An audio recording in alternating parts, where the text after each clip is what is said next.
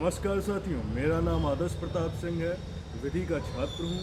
छतरपुर मध्य प्रदेश का रहने वाला हूँ। मैं आज एक बेहद ही संवेदनशील और बेहद ही निंदनीय बयान पे बात करने आया हूँ, जिससे हमारा पूरा समाज शर्मसार है। वैसे तो मेरा स्वास्थ्य 2-4 दिन से ठीक नहीं है, मुझे बुखार आ रहा है, जुकाम है। मेरी हिम्मत नहीं थी ये वीडियो बनाने की, लेकिन जब मैंने देखा कि समाज के इतने बड़े पद पे बैठे हुए वरिष्ठ अधिकारी जब ऐसी बात करते हैं तो उस पे समाज का क्या प्रभाव पड़ता है, वर्गों में तोड़ने का काम करता है। तो मुझसे रहा नहीं गया और मैं ये वीडियो बनाने चला आया।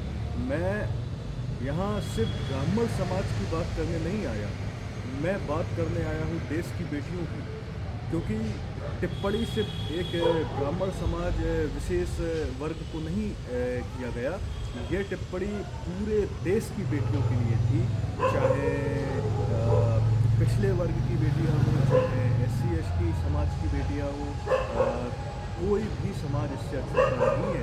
इसलिए इस पे बात करना बेहद ही ज़रूरी है। वर्मा जी ने तो बेहद ही आपत्तिजनक और बेहद ही शर्मसार करने वाले शब्दों का प्रयोग किया, लेकिन मैं क्षत्रिय समाज से आता हूँ और मुझे बचपन से ही संस्कार, मर्यादा और बोलने चलने का जो चलन होता है, जो वाणी का प्रयोग होता है, उसका बहुत ही अच्छा संस्कार मिला है और बहुत ही अच्छी परवरिश हुई है। तो मैं अमर्यादित शब्दों का प्रयोग नहीं करूँगा, मर्यादा के अंदर रहते हुए संतोष वर्मा जी के इस बयान का खंडन करूँगा और इसका जितनी घोर निंदा हो सके निंदा करूँगा। मैंने कुछ अपने पॉइंट्स लिखे हैं 12-13, जो मैं इस बयान को लेके सोचता हूँ। तो आप सभी से मेरा निवेदन है कि ध्यान से मेरी बात को सुनिए और इस पे विचार करिए कि ये मुद्दा सिर्फ ब्राह्मण समाज का नहीं है, ये मुद्दा पूरे देश की बेटियों का है और ये बेहद ही संवेदनशील मुद्दा है। इस पर अगर बात नहीं की गई तो ये ठीक बात नहीं होगी। तो जैसे आपको पहले मैं बताता हूँ कि बात शुरू कहाँ से हुई। तो इनकी AJKS संगठन है, उसकी बैठक हो रही थी। तो संतोष वर्मा जी ने एक बयान जारी किया कि आरक्षण जब तक जारी रहना चाहिए, जब तक कोई ब्राह्मण बेटी मेरे बेटे से शादी ना कर ले और संबंध ना बना ले। संबंध से निश्चय ही उनका तात्पर्य शारीरिक संबंध से रहा गया होगा। तो इस अमर्यादित बयान को लेके आपसे चर्चा करने वाला हूँ। तो क्यों ये गलत है और क्यों ये समाज के लिए बेहद ही शर्मसार करने वाली बात है, इस पे मैं आज आपसे बात करने वाला हूँ। तो चलिए शुरू करते हैं। नमस्कार साथियों। संतोष वर्मा द्वारा जो ब्राह्मण समाज की लड़कियों को लेकर जो बयान दिया गया, वैसे अपमानजनक नहीं बल्कि पूरे देश की गरिमा को ठेस पहुंचाने वाला है। इस बयान की पहले तो कड़े शब्दों में निंदा करता हूँ, बहुत ही तीखी निंदा करता हूँ, स्पष्ट शब्दों में निंदा करता हूँ और हर पढ़े लिखे व्यक्ति को, समाज के हर जागरूक नागरिक को, हर देशवासी को इसका विरोध करना चाहिए। बेटी किसी जाति की नहीं होती, बेटी पूरे देश की सम्मान होती है। चाहे वह ब्राह्मण समाज की लड़की हो, चाहे वह क्षत्रिय समाज की लड़की हो, यादव, मुस्लिम, सिख, ईसाई, भील, कोड़, किसी भी समाज से वो बेटी आती हो, तो क्या वो बेटी वर्ग के हिसाब से सम्मान पाएगी कि किस वर्ग में उसका जन्म हुआ है, किस जाति में उसका जन्म हुआ है?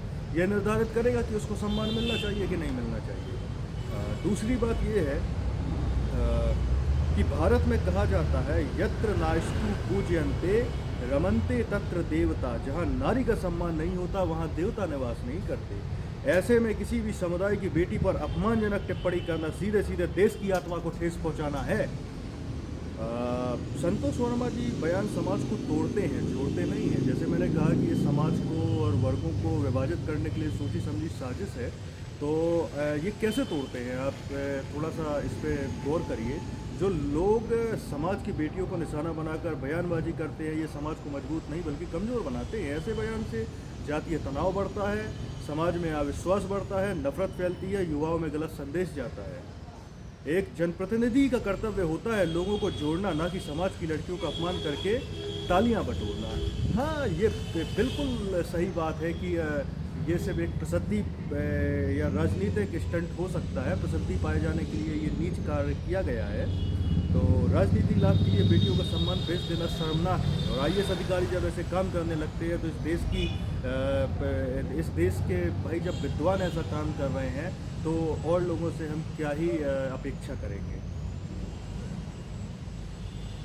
ये सुर्खियों में रहने के लिए कुछ भी बोल देते हैं, कुछ भी बक देते हैं।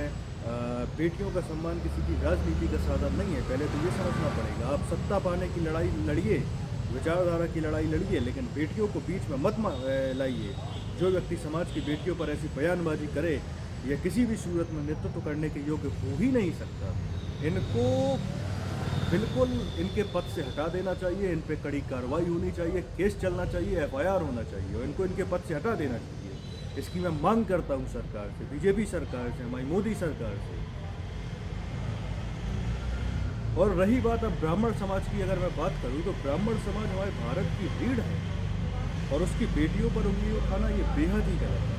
ब्राह्मण समाज सदियों से ज्ञान, धर्म, संस्कृति और मर्यादा का वाहक रहा है।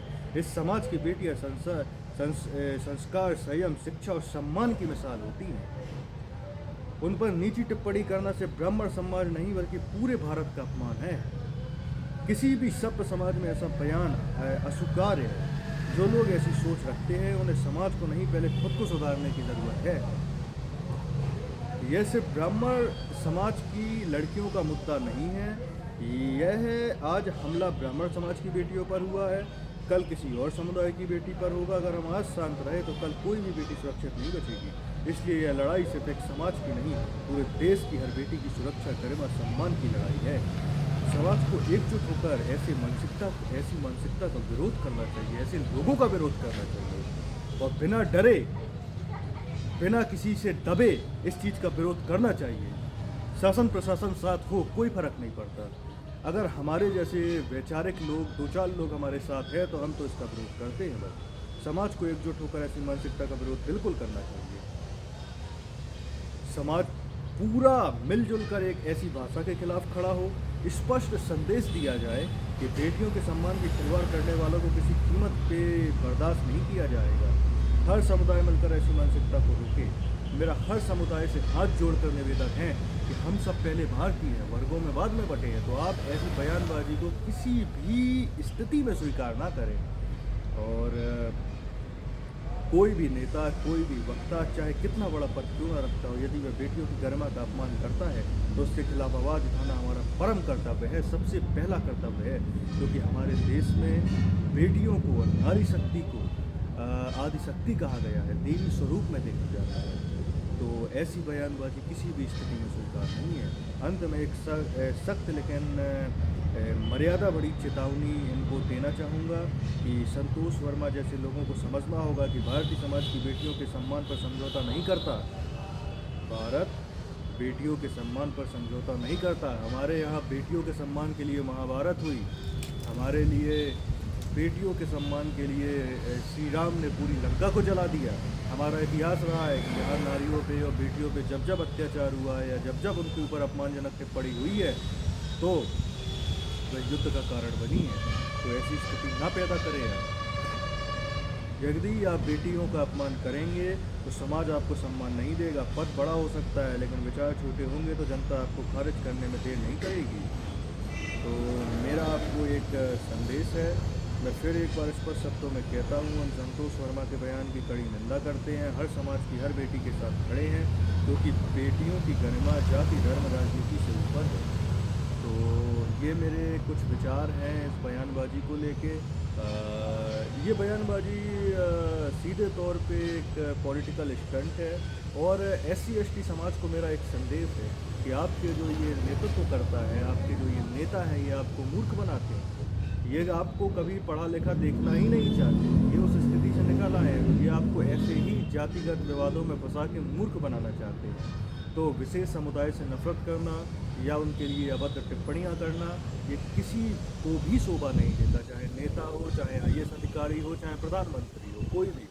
तो मेरा तो आपसे यही निवेदन है कि आपने जो बयानबाजी करी उसके लिए माफ़ी मांगें और सरकार से मेरी मांग है कि इनके ऊपर कड़ी कार्रवाई होनी चाहिए, इनको इनके पद से निष्कासित करना चाहिए और इनके ऊपर कड़ी से कड़ी कार्रवाई होनी चाहिए जिसमें भविष्य में कोई भी वक्ता, कोई भी अधिकारी, कोई भी नेता ऐसी अभद्र टिप्पणी जब करता है किसी धर्म को लेके, किसी जाति को लेके या किसी विशेष समुदाय की बेटियों को लेके, तो वह 100 बार सोचे और सोचे कि उसके परिणाम कितने बुरे होंगे।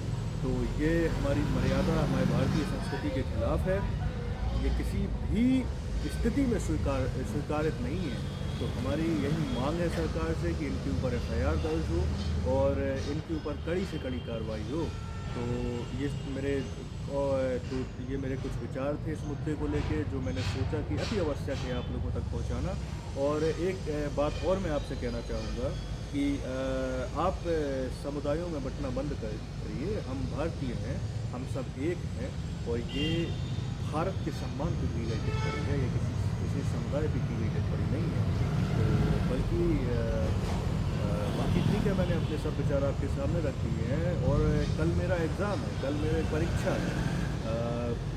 मैं किताबों को साइड में रख के ये वीडियो बना रहा हूँ, इसलिए बना रहा हूँ क्योंकि समाज को जागरूक करना भी ज़रूरी है। ऐसे सांप, ऐसे सपोले जब तक इस समाज में पलते रहेंगे और जहर फैलाते रहेंगे, तब तक हमारा भारत देश कैसे जातिगत विवादों से मुक्त होगा, कैसे शिक्षित होगा, कैसे ज़मीनी स्तर की बात होगी।